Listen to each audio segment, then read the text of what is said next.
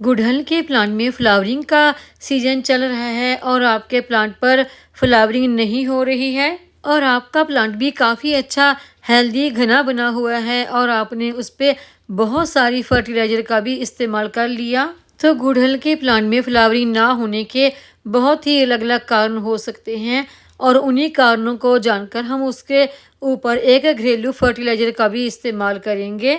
तो आज की हमारी वीडियो इसी के बारे में होने वाली है। वीडियो को अंत तक पूरा ज़रूर देखें।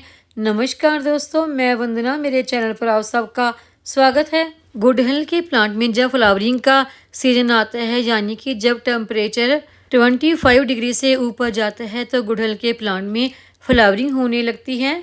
प्लांट आपका कलियों से और फूलों से भरा रहता है। मेरे गार्डन में ये 3-4 गुड़हल के प्लांट लगे हैं और सभी प्लांट देखिए काफ़ी अच्छे हेल्दी हैं। और इन दिनों तो गर्मी बहुत ज़्यादा पड़ रही है और अभी भी देखिए मेरे इन गुड़हल के प्लांट पर कलियां भी बन रही हैं और फूल भी आ रहे हैं। गुड़हल के प्लांट पर अच्छी कलियां आए और फूल बने, उसके लिए हमें कुछ बातों का ध्यान रखना होगा। सबसे पहली बात तो ये है कि देखिए हमारे गुड़हल के प्लांट को धूप बहुत ज़्यादा पसंद है, तो आप अपने इस प्लांट को वहाँ पर रखिए यहाँ पर इसे कम से कम 6 से 7 घंटे की धूप तो जरूर ही मिलती रहे। यानी कि आपका गुड़हल का प्लांट वहाँ पर रखा हुआ होना चाहिए, यहाँ पर इसे दोपहर की कम से कम 1 से 2 बजे तक की धूप तो मिलती ही रहे। और अगला पॉइंट आता है गुड़हल के प्लांट में वाटरिंग का।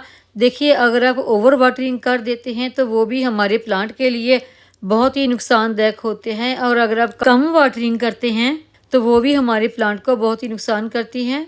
अगर आपने गुड़हल का प्लांट ज़मीन में लगा रखा है या फिर आपने किसी गमले वगैरह में लगा रखा है, तो दोनों को पानी देने का ढंग अलग अलग होगा, क्योंकि जो प्लांट ज़मीन में लगा होता है उसकी रूट्स काफ़ी गहराई तक गई होती हैं और वो अपनी जड़ों के द्वारा ही जितने भी उसको पोषक तत्वों की ज़रूरत होती है या पानी की ज़रूरत होती है वो सब मिट्टी में से ही ले लेती हैं। इसके बिल्कुल उल्ट जो प्लांट आपने किसी गमले वगैरह में लगा रखा होता है उसका जो क्षेत्र है वो बिल्कुल सीमित सा होता है, और जो भी खाद या पानी हम इस प्लांट को देते हैं उसी से ही उस प्लांट को पोषक तत्व मिलते हैं और उन्हीं से ही उस प्लांट की ग्रोथ होती है। ज़मीन में आपने प्लांट लगा रखा है और उस प्लांट को आप 5-6 दिन के बाद ही पानी देते हैं तो कोई बात नहीं, क्योंकि वो अपनी रूट्स के द्वारा ज़मीन में से ही पानी ले लेते हैं। लेकिन अगर आपने प्लांट किसी गमले वगैरह में लगा रखा है तो आपको उसको जब उसके गमले की मिट्टी सूख जाए तभी वाटरिंग करनी ही पड़ती है। अगर आपकी गमले की मिट्टी ऊपर से सूखी है तो मिट्टी की थोड़ी सी गुड़ाई करके देखें।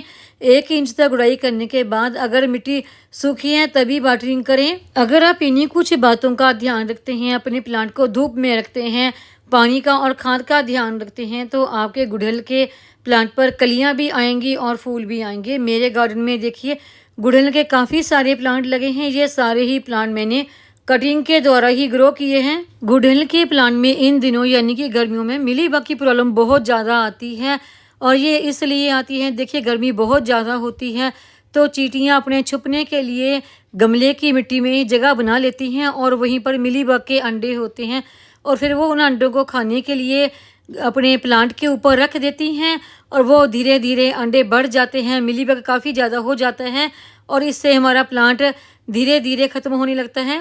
मिलीबग को हम किन किन तरीक़ों से भगा सकते हैं उसकी मैं पहले वीडियो भी शेयर कर चुकी हूँ। अगर आपके पास बिल्कुल कोई भी चीज़ नहीं है तो आप तेज़ पानी के प्रेशर से यहाँ पर मिलीबग लगा है वहाँ पर पानी मारें तो मिलीबग छूट जाता है। शैम्पू, बेकिंग सोडा, इन सब चीज़ों से भी आप मिलीबग को अपने प्लांट से दूर कर सकते हैं। मिलीबग कभी आपके प्लांट को लगे ही ना तो उसका भी एक सिंपल सा तरीका है कि आप अपने गमले की मिट्टी में कभी भी चींटियां लगने ही ना दें। अब बात करते हैं फर्टिलाइजर की कि अगर आपके गुड़हल के प्लांट में कलियां नहीं आ रही हैं या फिर कलियां तो आ रही हैं वो फूल में कन्वर्ट नहीं हो रही हैं, तो उसके लिए हम कौन सी घरेलू खाद इस्तेमाल कर सकते हैं। तो उसके लिए देखिए मैंने लिए हैं ये प्याज के छिलके। प्याज के छिलकों में भरपूर मात्रा में पोटाशियम पाया जाता है।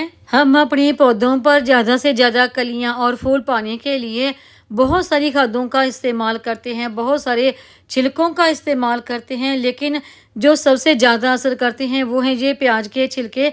तो प्याज के छिलकों को हमने इसी तरह से इस्तेमाल नहीं करना है। तकरीबन देखिए मैंने 3 से 4 मुट्ठी जो प्याज के छिलके लिए हैं, इनकी हम लिक्विड खाद बनाकर ही इस्तेमाल करेंगे। तो इन प्याज के छिलकों को देखिए यहाँ पर मैंने एक डिब्बे में डाल दिए हैं और इसमें पानी डालकर ढक्कन लगा के कम से कम इन्हें 24 घंटे के लिए छोड़ देंगे, ताकि छिलकों का पूरा असर पानी में आ जाए। 24 घंटे के बाद यानी कि अगले दिन देखिए छिलकों का पूरा असर पानी में आ गया है और पानी का कलर भी चेंज हो गया। तो अभी इस खाद को हमने इसी तरीके से इस्तेमाल नहीं करना, इसे छानकर ही इस्तेमाल करेंगे। तो देखिए मैंने उतनी ही खाद छानकर ये ली है जितनी कि हमारी एक गमले के लिए काफ़ी है। तो जितनी ये खाद है ना, इसे 3 से 4 गुना तक हम इसमें पानी मिक्स करेंगे। गर्मियों में आप कोई भी खाद अपने पौधों पर डाल रहे हैं, चाहे वो छिलकों की खाद हो, किसी चीज़ की खाद हो, तो उसे डायरेक्ट ही अपने पौधों में ना डालें, उसे पानी में मिक्स करके ही इस्तेमाल करें। इस खाद का इस्तेमाल आप अपने गुड़हल के पौधों पर करते हैं तो इसके आपको जादुई रिजल्ट मिलेंगे। आप देखेंगे कि आपका पौधा कलियों से और फूलों से भरा रहेगा। और इस खाद के इस्तेमाल करने के बाद आप अपने गुड़हल के प्लांट को वहाँ पर रखें जहाँ पर इसे कम से कम 4 से 5 घंटे की धूप तो जरूर ही मिलती रहे। इस खाद का भी इस्तेमाल हमने कितना करना है, देखिए अगर आपका गमला छोटा है तो आधे गिलास से लेकर 1 गिलास तक इस्तेमाल कर सकते हैं। अगर आपका गमला बड़ा है तो उसमें आप 1 गिलास से लेकर 2 गिलास तक इस खाद के इस्तेमाल कर सकते हैं। तो उम्मीद है आपको ये मेरी आज की जानकारी की वीडियो पसंद आई होगी। वीडियो पसंद आई हो तो वीडियो को लाइक, सब्सक्राइब, शेयर और कमेंट जरूर करें। बेल आइकन को दबाएं ताकि मेरी आने वाली हर नई वीडियो का नोटिफिकेशन आपको मिलता रहे।